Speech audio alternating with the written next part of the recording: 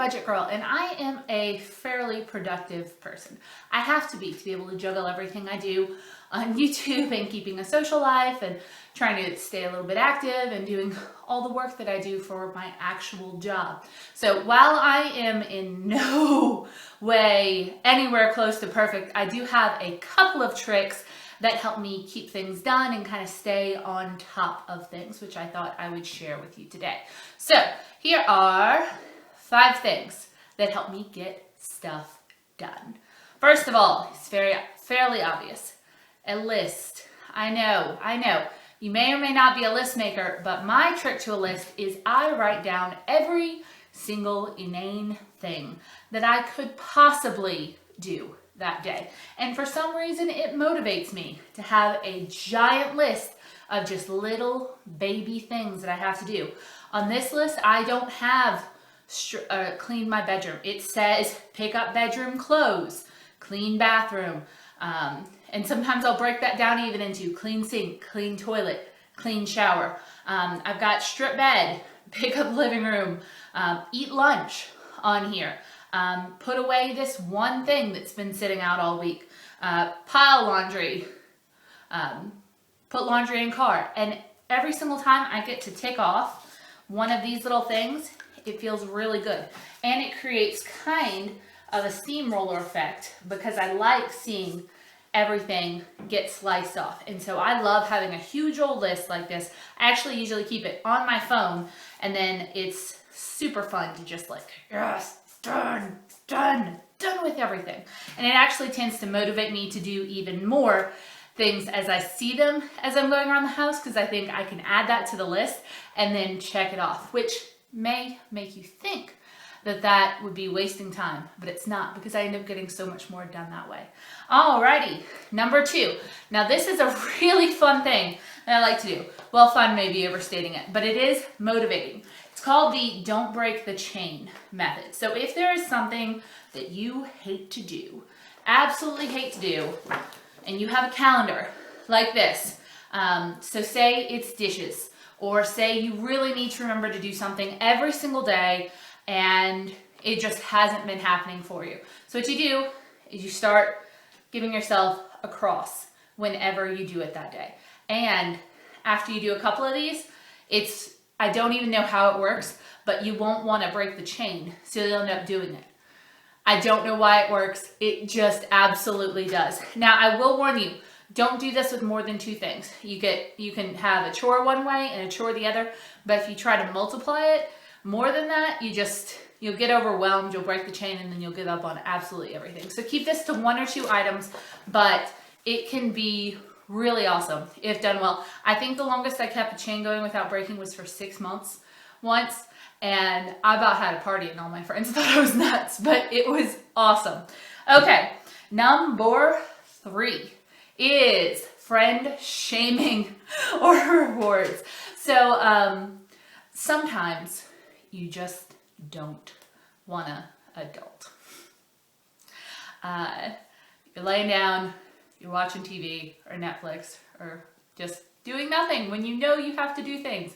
This could be homework, this could be household chores, this could be actual work that you're procrastinating, but you're just like, oh, I don't want to. What I do, and that helps a lot, Jamie and I probably do this at least once a month, is we will bring in each other to either help each other positively motivate or negatively motivate each other. And if we positively motivate each other, then we will give each other rewards. So we'll say, okay, we each have this list of things to do. Whoever finishes first, the other person will buy them anything they want for $5 or less on Amazon.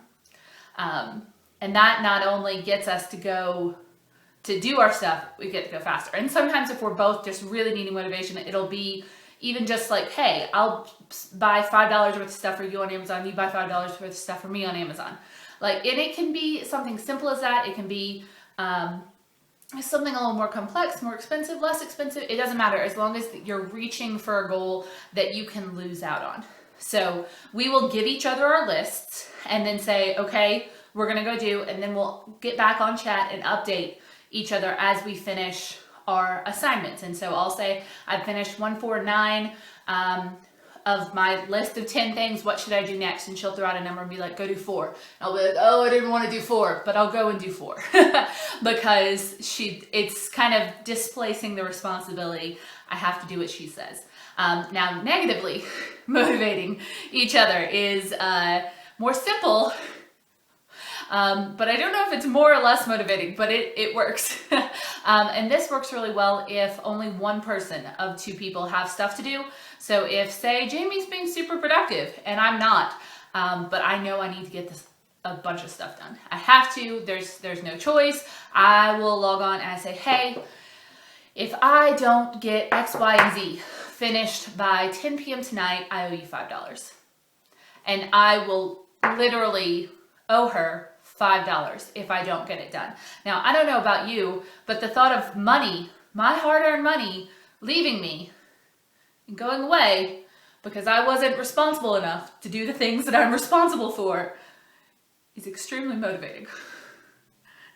Extremely motivating, and we will hold each other to it too. Sometimes we actually won't end up giving each other the rewards. It was just, a ploy, but that's fine. If I was actually like, hey, you give me my reward, she'd be like, all right, go order on Amazon. We share an account anyway. But the negative rewards work really well if only one person's into it. She's out doing all of her adult stuff. I am not. And she'll hold me to it. She'll check in. Like, even if she's like out having dinner with the in-laws or something, it's like 9:45. She's like, you have 15 minutes. And I'm like, I know. So that works really, really, really well. It's probably one of my favorite ways to actually get stuff done on this list because it incites kind of an interior panic of, oh my goodness, I either can lose out on this thing I want or I can lose my own money. And I love my money. All right, number 4 is to create kind of a go-along reward system with stuff you're doing. For instance, I never do the dishes without Netflix on because I hate doing the dishes. So what I do is I put up my computer and I watch Criminal Minds while I do the dishes. And that makes me not stop doing the dishes 2 cups in because I hate it. I'll actually sit there and I'll do the dishes and I'll watch Criminal Minds, and sometimes while it's still on, I'll kind of like wipe down all the counters and, clean out the stove and everything like that. So it's, and if I'm out and about, for instance, I went and did laundry and all my grocery shopping and everything like that today, I have audiobooks that I download onto my phone and I listen to those while I'm going. That helps me stay on track. It helps me not get distracted, and it also lets me read a book while I'm going because knowledge is power. So, and also if you get kind of trapped into the story, you'll stay focused because you won't stop. All right, and the final thing, and this is my favorite other than the get a friend to antagonize you thing. All right, it's when you pair responsibilities with each other. Now, this is probably the best way to form a new habit that I have found. So what you do is you take something that you already do every day. For instance, brush your teeth. I hope you brush your teeth every day. Every single morning when I wake up, I could still be sleepwalking. I would still get up and I would brush my teeth. Now, say you need to take a multivitamin every day and you, for some reason, or a pill, and you can't get yourself to take the damn multivitamin every single day. You put the bottle next to your toothbrush and your toothpaste, and every single morning when you brush your teeth, then you take the pill. Same thing goes with basically anything. For instance, I go grocery shopping once a week. When I go grocery shopping, if the gas in my car is less than half, as soon as I finish grocery shopping, I go fill up my car the rest of the way. And that way I'm never below half a tank of gas.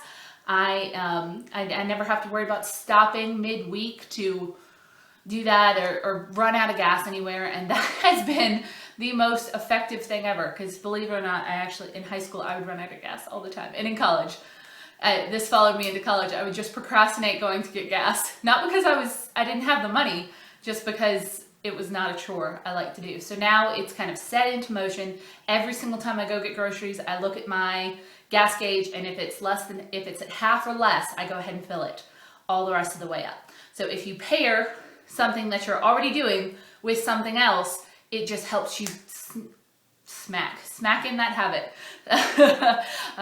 What's the word?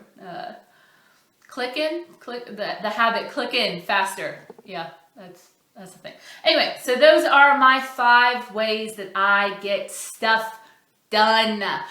These help me a ton. They are basically the only reason that I get anything done, because I utilize all of these in tandem, and my house stays pretty clean and I stay pretty much on top of things. And while I am certainly not perfect, these help so much, and I hope that they will help you. If you have any suggestions or ways that you have found that you are able to get stuff done or stay productive or stay on task or do things that you don't necessarily want to do, please comment below, because we're all here to help each other. And it's wonderful when we can give each other little tips and tricks and stuff. I found this on the internet. I never would have thought of that on my own. I found that on the internet several years ago, and I tried it and I was like, I don't know why this works, but it works so well. So, all right, I hope all of you are having a wonderful week, and I'll see y'all soon. Bye.